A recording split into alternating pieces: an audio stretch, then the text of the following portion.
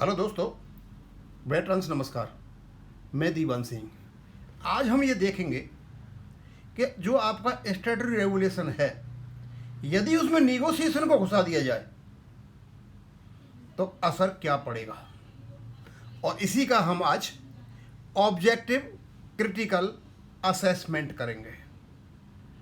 बहुत लंबा नहीं है, 4-5 मिनट का है और मैं सिर्फ पढ़ के बताऊंगा।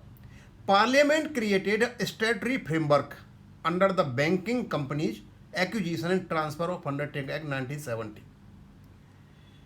The Bank Employees Pension Regulations 1995 derive their authority from the statute and have the force of delegated legislation.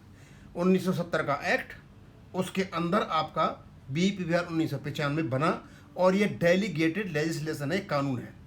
Where statutory regulation uses mandatory language such as shall be updated, और इसमें एक मैंडेटरी लैंग्वेज का use किया गया है, shall be updated. Implementation become a matter of statutory compliance rather than the collective bargaining. तो इस संदर्भ में इम्प्लीमेंटेशन जरूरी हो जाता है आपकी कलेक्टिव बार्गेनिंग को छोड़ते हुए। Collective bargaining is legitimate for matters left open to negotiation, future wages, service condition, productivity link incentives. जो चीज़ डिसाइडेड है उसमें कोई भी कलेक्टिव बार्गेनिंग नहीं होगी, जो डिसाइडेड नहीं है उसमें केवल कलेक्टिव बार्गेनिंग होगी। However if bargaining attempt to postpone, dilute, reinterpret और substitute a mandatory statutory command, its legitimacy become legally questionable because neither employer nor unions can contract out of a statutory regulation. The issue therefore is not whether unions lack expertise, but whether parties to collective bargaining possess legal authority to modify, suspend a statutory mandate. The question is ultimately for courts exercising judicial review. अब इसका a more defensible comparison would be, अब इसको आप ध्यान से सुनना।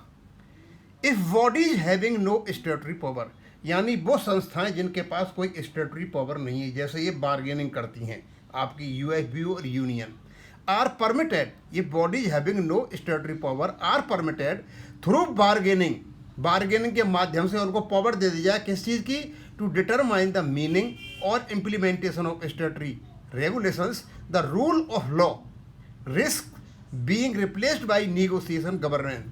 In such circumstances, the constitutional role of courts as the authoritative interpreter of statute become diluted. तो इस कंडीशन में कोर्ट जो स्टैट्यूटरी रेगुलेशंस का इंटरप्रेट करते हैं उनकी पोजीशन बहुत कमजोर हो जाती है। कहने का मतलब सीधा साधा है, जो स्टैट्यूटरी रेगुलेशन है वो डिसाइडेड है, उसमें निगोशिएशन बार्गेनिंग नहीं हो सकती है। यदि आप उनसे बार्गेनिंग कराते हो और आपका ये बन जाता है निगोशिएट, गवर्नमेंट हो जाता है, निगोशिएशन के माध्यम से गवर्नेंस करते हो, तो कोर्टों के लिए बहुत बड़ी मुसीबत हो जाएगी कि किस प्रकार रूल ऑफ लॉ को लागू किया जाए। Constitutional supremacy of statutory law, difference between collective bargaining and statutory implementation, why technical legal expertise matters when interpreting delegate legislation, whether UFBU and banks can legally negotiate over a mandatory statutory obligation, role of the judiciary under the constitutional scheme, why industrial settlements cannot override statutory regulation। आपका जो industrial settlements हैं जिसको आप collective bargaining कहती हो, आपके statutory right को override नहीं कर सकते। Comparative examples from jurisprudence, conclusion that statutory command must prevail over negotiated arrangement, और जो स्टैट्यूटरी कमांड है आपकी जो निगोशिएशन कमांड है उससे सर्वश्रेष्ठ है वो। This approach presents rigorous legal analysis while avoiding analogies that could distract from the core legal issue. दोस्तों ज़्यादा नहीं करूँगा, थोड़ा सा मैंने पढ़ा है, इसका सीधा सीधा मतलब ये है कि आपका जो प्रोविज़न है उसमें किसी प्रकार से निगोशिएशन को नहीं घुसाया जा सकता। जो सेटल्ड आपका स्टैट्यूटरी प्रोविजंस हैं उनमें नहीं घुसाया जा। अब मैं यहीं ख़त्म करूँगा। थैंक यू, धन्यवाद।